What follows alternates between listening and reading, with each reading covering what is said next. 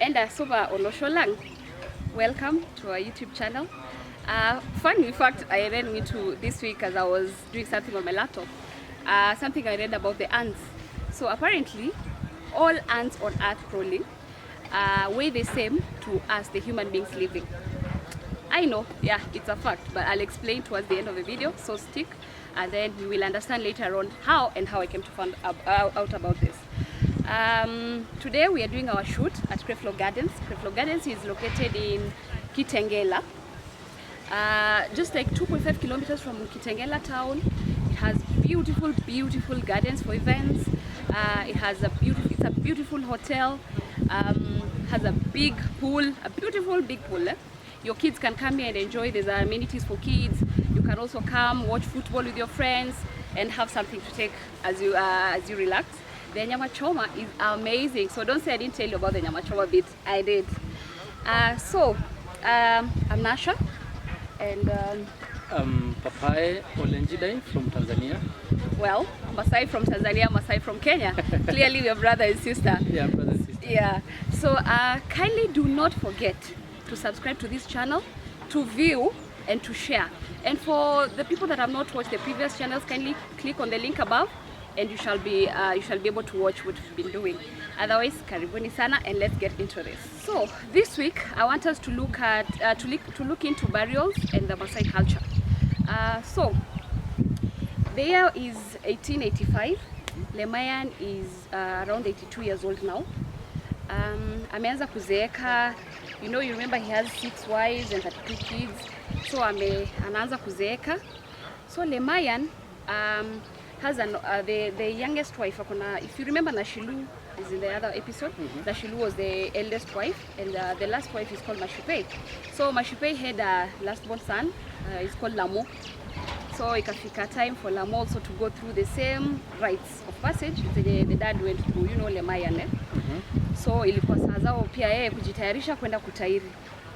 So wakakuwa prepared na wakapelekwa kwa ile boma wanaenda kutairi. Walikuwa wanaenda kwa ule shumbi huko, kwa hiyo boma nyingine jirani. Yeah, so Lemayan akamka asubuhi. He's proud, this is the last born son. Akakazana akaenda mpaka kwa the event boma. Very early in the morning the boys were circumcised. Alafu the elders sasa kulikuwa na, by then itareto age ilikuwa imebaki tu ni kina Loisa, kina Tanchu, wale walitairiwa na Lemayan. Like there are few. Yeah, there were very few. Yeah. Alafu Mbati pia alikuwa bless the kids na sasa wakakuwa ready vijana kwenda huko kuheal kwa msitu na go through the other process.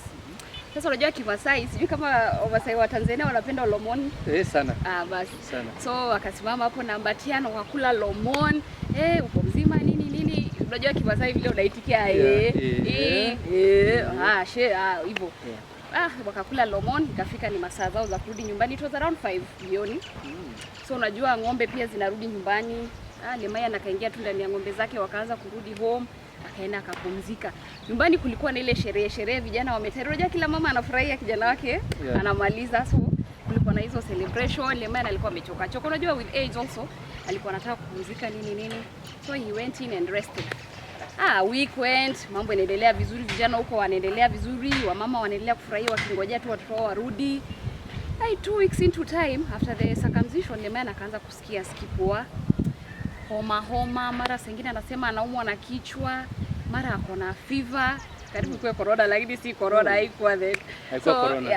Haikuwa. Mwaka mwingine. Imagine hizo my age za 1882 hakuwa corona, yeah.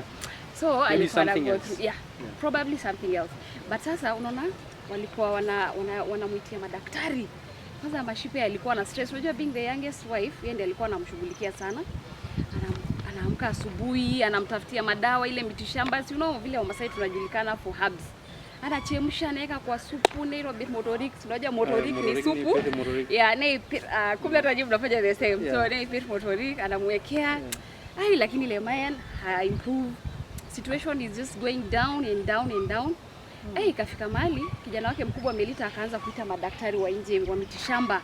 Wanakuja kila mmoja, hata kulikuwa na wengine wa TZ. Yaani wanakuja wote tu. Wazee.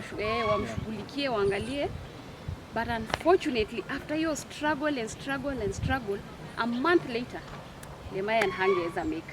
Alikuwa ameanza kutokwa na marashes, hiyo fever itiremki, any headaches, ameisha akaisha kabisa. A month later we lost Lemayan. Was there these modern hospitals?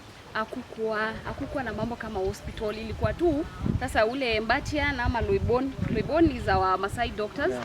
So hao ndio walikuwa wanakuja wanamwangalia. Mbatia is from Tanzania. Yes. Yeah. Wanakuja wanamshughulikia hivyo. Lakini hakukuwa na hospitali, so hakuna dawati. Unajua hakukuwa na mtu anajua ni ugonjwa gani. Yeah. So unfortunately Lemayan akaaga dunia. It was very, very sad, eh? Sad. The community was mourning. It was a bad, it was just walikuwa mahali mbaya kabisa. Mashipe kwanza ndiye alikuwa na stress zaidi, being the youngest wife. Alikuwa anaona yani life ya kukaa peke yake from here on ilikuwa tu hard. But alikazana, so news zikaanza kufikia huko mbali kwa watu, kwa maboma. Kila mtu anaanza kuambiwa, by the way, you remember the warrior who killed the lion? Unajua yeye aliua tu lion yote wakikumbuka. So wanaambia manze amedai. It was scary for the Maasai people because this is one of the captain warriors. Unajua he was regarded captain in the community. So walikuwa like, what do you mean? Like he just died like that. So it was worrying to all the Maasai people. Kila mtu alikuwa huko na stress. But well, kifo naye ni kifo. So wakiendelea kuitana kuja kwa boma kwa Kimasai, you cannot do some things here. Because of culture, there is neighborhood. Na watu elatia na watu marafiki wa boma lazima wakuange if anything happens. So wakaanza kuja kukusanyika, and then the preparations, unajua this is normal to Maasai even now. Okay. Latia, when you have anything, whether sherehe, mgonjwa, everybody comes. Kimasai, if there is one thing that we do is togetherness. Akunanga when it comes to such issues, and that's really good. We always are together. We always do things as one. So wamekuja wazee wakaingia duo orgilata huko ndani, yani kwa room, kuja kuplan vile. Kule TZ tunasema Olosingo. Okay. Hata sisi tuko na raha tu na bo. Okay. They also do that. Yeah. So wakaanza kuongea vile watamfanya, the whole preparation. If there is one thing I've learned about the Maasai culture, kama kuna kitu wa Maasai wanaogopa, achana na lion and wild animals, it's death. Oh my God, death to a Maasai person is hata nyinyi sana, so kidogo because we kind of believe it's contagious. Unaona kama wewe amedai basi sisi wote tutadai. Iko na tu mambo mingi, So wanajiprepare kumzika, kumpeleka mahali wanafaa kumpeleka. So Melita akaambiwa tafutili ndume nono kabisa kwa hiyo boma yao. Unajua the dad Lemayan had a lot of cows. After becoming the warrior, he was, alikuwa pia na property. Wealth Kimasai is measured by land and the livestock you have. And we never say the number of livestock. We don't. We just say Mungu amenibariki and that's it. Niko na watoto. Yeah, true. So akaambiwa tafutili ndume nono slaughter. So it is slaughtered. The hide, they skin the hide. It's given to the women. The women take this hide to the boongi shugo outside and just hang it for sun drying. So wanaigongelea chini, they spread it, gongelea chini. Those are the wives that do this. So wanagongelea chini. Sawa? Alafu wanaacha ichomwe na jua sasa ikauke. As they leave it there, kuna ile mafuta inatolewa kwa ng'ombe. Kule TZ tunasema ni dapidak enketeng. Wacha tutumie ya Kimasai ya Tanzania. So dapidak. So inatolewa, they katakata it, wanaipika. Later on we'll come to know how they cook the whole process. I'll take you through it as we continue with the culture. But so they prepare the mafuta without adding anything to the oil. So inakaushwa kabisa, the nyama is kaushwa, hiyo mafuta inatolewa, it's put in a dish. Alafu inaachwa sasa ipoe. So hiyo process yote ikafanywa. Ikafika, this is the day that he has to go and be put down to rest. This is the send off. Na Kimasai hakukuwa na anything better. That's it. As long as wamekupeleka through this process, that is respect enough. Because hakukuwa na mambo sijui ya jeneza kubwa, expensive, all that. No, we didn't know that. Nothing like jeneza. No. So ikafika siku ya kuzikwa, asubuhi akaamkiwa. The sons wake wakakuja wakampaka ile mafuta. You remember the oil ilikuwa imeachwa ipoe. Ile ilikuwa imepikwa. Wanampaka kwa mwili yote. Alafu wanamweka kwa ile ngozi. Sasa unajua imekauka, wanamrap, wanamfunga hapo ndani. Alafu anabebwa. Sasa imefika saa ya kwenda kupelekwa. Maybe you're thinking ati kuna place specific for a dead person to be laid to rest. No, it is just in the forest. They take the body to the forest and they let it be eaten there. About the oil na the skin, the hide. Hiyo mafuta ni ya kufanya kama fisi, simba, hizo hawks, vitu zile zinakula, zinasikia harufu, zinaenda kutafuta hiyo ni nini. Unaona? So, wanaenda kukula kufeast on the body. Yeah. So that is why they were applying the oil and everything so that you attract the hyenas especially and all, you know, wanaenda wanakula. So wajamaa wakamaliza kupeleka mwili wao wanarudi home. It was, yeah. But that's how it is in the culture. Yeah, so unarudi nyumbani. But now, remember this Lemayan died nyumbani. He died at home. So because of the worry, because Maasai are scared of death, it's the one thing that frightens them. Hawezi endelea kuishi kwa hiyo place where he died. They and that is the only thing we are scared of. True. Mind you. Yeah. So wakakuja, they have to move. They have to plan and move to another place because hawezi kaa where there was someone who died. So Melita akaorganize watu wao. You know when he died, the man died, kuna ile orkatat, sijui kama nyinyi mko nayo. Iko. Mko nayo orkatat. So iko siku hizi modern ndo hizi, lakini tuko nayo orkatat. Nzuri inafungwa hapa na hapa.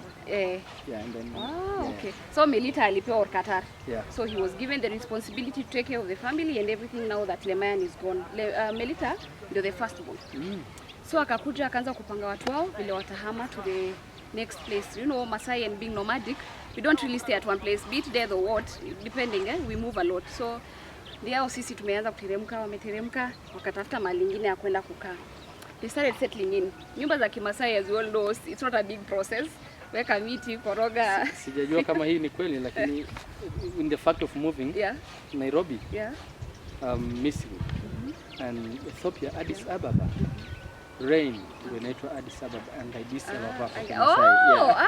Wow, okay. We are learning something. That is nice. I will go check into that. So they moved, wakapata mali ya kusettle. They started building. At least a few days later, after wameanza kusettle in, the guys were told to go and check kama the body is still there. Ama Kimasai, if they take you out to the forest, alafu ujakuliwa. Kiswahili cha TZ tunasema ameliwa. Amekuliwa kwa Kenya. That's right. So if haujaliwa, it is an omen. It is a curse. That you bring to your family. Kama hujaliwa after kupakwa hiyo yote, you know already you're prepared to be a meal for something. So So fortunately Lemayan alienda hivyo. As you remember, Lemayan aki go through kutoka circumcision, kila rafiki zake unakumbuka Loisa? Loisa na Tanchu. So hata wamezeeka sasa ndio hao. Loisa hakubarikiwa na vijana. Alibarikiwa tu na wasichana. Au bibizi wake wawili, alikuwa na bibi wawili. Lakini wote walibarikiwa tu na wasichana. So ikakuwa hata yeye lazima ajipange sababu unaona karibu pia kuaga. Imebidi ajipange. Kule TZ bibi ni mke. Ili wa TZ nao waweze kuelewa bibi ni mke. Okay. So alikuwa na wake wawili. Right? Okay. Very right. So lakini wote walikuwa wamejaliwa na wasichana. They didn't have a son. So ilibidi Loisa aite one of the daughters, ile alikuwa anakaa at least a bit promising, akamuita akamuongelesha. So Kimasai, if kuna kuaga na this girl who's called Ndirenga. Ndirenga, kabisa. So kulikuwa na Ndirenga. So you talk to this daughter of yours, hata olewa nje. So what happens, anaweza kukuzalia, atazaa hapo na whoever she picks azae. Ukipata kijana, that son is now named heir of the property. Huyo ndiye anarithi. And lucky for Loisa, just after 2 trials, their grandson was there and the property ikapata mtu wa kurithi. So he was very very lucky, at least pia yake ilichukuliwa, the property was alipata mtu wa kurithi. So far that's how the Maasai community bury, at least sijui kama umeunderstand ama kabisa. Lakini kwa modern kwa modern burial ikoje kwa sasa? Come 1902 when the missionaries came to Kenya. Sasa si unajua walianza na communities So among the communities that really have to change some things is the Maasai. So after the kutupa na kupaka ile mafuta, they started doing very shallow graves. But after some time, till now, we bury just normal. We bury normal. The other thing that we've carried, some cultures, in our Maasai culture, there are some clans. Some clans still bury you with your clothes and your belongings. Ukikufa, tutakuweka kwa sanduku. After the sanduku, we throw in your clothes and everything that you had, alafu mchanga. But kuna wale, you don't do that. Instead, munabari normal, just the normal 6 foot. Unabariwa normal, but your clothes are given to people. If you want to keep memories and stuff like that. So saizi tunafanya just the normal. If you're Christian, you will go to church, somebody will be taken just the same way now other people do. So sasa hivyo ndo tunazika. Ile mambo ya kutupa sasa imeacha. And which one is good? Yeah, it is good. At least tuna nini. Alafu unajua the other thing the Maasai huwa wanabari very specific places. Kwanza wanaume. Hata timing, by the hata timing is totally different. Like unaona mzee akidai, if you die you are buried when the sun is setting, is when they put you under. When the sun is setting, so wanasema umelala na jua. Aya, kama wewe ni mtoto, they don't drag it, so asubuhi they are done. You don't have a family, so it's just done. The other thing, where they bury the men, unaona kwa bongi ulosingo, hapo ndio mzee anaekwa. Hapo ndio mzee anazikwa. Ndio sasa at least akue bado ina symbolize he's still there. Presence yake bado iko. Anaangalia boma, bado analinda. You know cows for us is ndo boma. So hapo hapo bado analinda. So kuna wale wana choose kuwekwa hapo olosingo do bongishu and others they prefer katikati ya kwa ng'ombe. Where the cows katikati hapo mali ng'ombe zinalala. Others prefer that. I know some families even now. Bado wanafanya in modern kwa kutumia church lakini bado katikati ya olosingo longishu. Ndio wanazika. Well, looks like culture is still with us. Yeah, it's still with us. Did you come over? Any other question? Yeah, nimeelewa. All right. Okay. Thank you so much for joining me. Thank you viewers. This has been really awesome. So you realize he's here with me. We just ran into each other. He also does the same thing, but Tanzania culture. It is good that you know about Maasai, Kenya, Maasai, Tanzania. You see even the way we dress, it's totally different. He's in more black, I'm in more red and blue. They also have a red, but this is the difference. And the beadwork, as you can see, so that's you guys have a lot of white. We do more red and so asante sana for invitation and viewers, tafadhali mfuatilie. Yuko sawa. So thank you so much. Now about our little fact.